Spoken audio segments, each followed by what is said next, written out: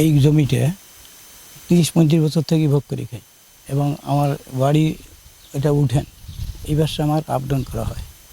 তো আমার এই ভাই হঠাৎ শুনি এই যে জমিটা উনি কলা করছে।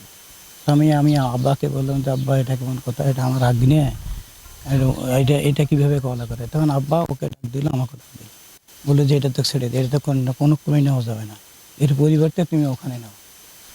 আব্বাকে সেবাট করে দিয়ে গেল। ও করিমেরি খাটিয়েছে, আমি করিমেরি খাটিয়েছি।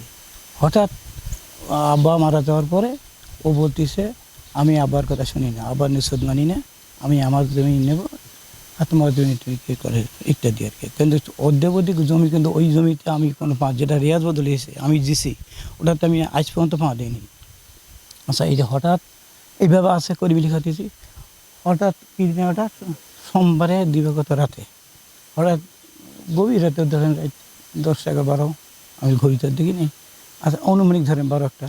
তারপরে আমি দেখি হুরুস হুরুস করে শব্দ করে, আমি এবার একটু বের হয়ে আসলাম, কীভাবে আসি দেখি ওরা একেবারে বহু লোক একেবারে লাঠি ছড়া এটা নিয়ে একে ভাঙচুর করতেছে। তখন আমি যাই পেলাম, কিন্তু ওদের দেখিয়ে ওরা আমাকে ধরিয়ে লেগে ইজ্জতের কথা যাই 2টা থাপড় লাগিয়ে দিছে। তারপরে আমি আমার মেয়ে আমাকে নিয়ে গেছিলো, যেখানে থাকা যাবে না, তাহলে আপনার অবস্থা হবে, আপনি একাই যেহেতু। তো আমার কাছে রাত গভীর রাতে হঠাৎ করে সোমবারে গভীর রাতে ফোন যায়, তখন প্রায় 2টা পার হয়ে গেছে আর কি, যে কীরকম ব্যাপার। তখন আমার বোন সে বলতেছে যে আমাদের বাড়িতে আক্রমণ হয়েছে, এখানে ত্রাসের কাজ চলতেছে, সন্ত্রাসী কার্যক্রম চলতেছে, আমাদের বাড়ি গেট বেড়া বাউন্ডারি সব ভেঙে ফেলছে, ভেঙে ফেলে এবং তারা আমাদের গায়ে হাতও তুলে মারামারি করে, তাকেও মারছে, আমার বাবাকেও মারছে। তখন তারা প্রাণ ভয়ে রুমের দিকে দৌড়ে যায়। দৌড়ে যাওয়ার সময় একটা বাড়ি যায়, সেই বাড়িটা তাদের গায়ে না লেগে সেই ছোরাটা লাগে হচ্ছে সিঁড়িতে, সেখানে ভেঙে গেছে, আপনারা দেখতে পারবেন। তারপর তারা ঘরের ভিতরে যায় এবং সঙ্গে সঙ্গে তারাও যায়। গিয়ে যেহেতু তারা অসহায় 2জন মানুষ, একজন মহিলা একজন বৃদ্ধ বয়স 72 বছর বয়স, তো যার ফলে ওনারা আরও সেভাবে প্রতিবাদ কিছু করতে পারে নাই এবং ওনারা ওই আলমারিতে রাখা যে স্বর্ণালঙ্কার এবং নগদ যে টাকা, সেই টাকাগুলো নিয়ে নেয়। তখন কিছু লোক এসে ওই দিন রাতে তো আসছিল ওরা, এসে আমার বাবাকে ভাঙচুর করতেছে, শব্দ হচ্ছে। আমার বাবা আবার হয়েছে বের, কারণ আমরা তো খালি বাবা আর মেয়ে, আর ওরা আসছে, ওদের হলো 3টা মেয়ে আসছে, তারপরে দুলাল চাচা আসছে, দুলাল চাচার বউ আসছে, দুলাল চাচার ছেলে আসছে, আরো অনেকে। ওদের হাতে লাঠি ছোরা দা সবই। আমি আমার আব্বাকে আবার টেনে হেসড়ে ঘরে নিয়ে যাই।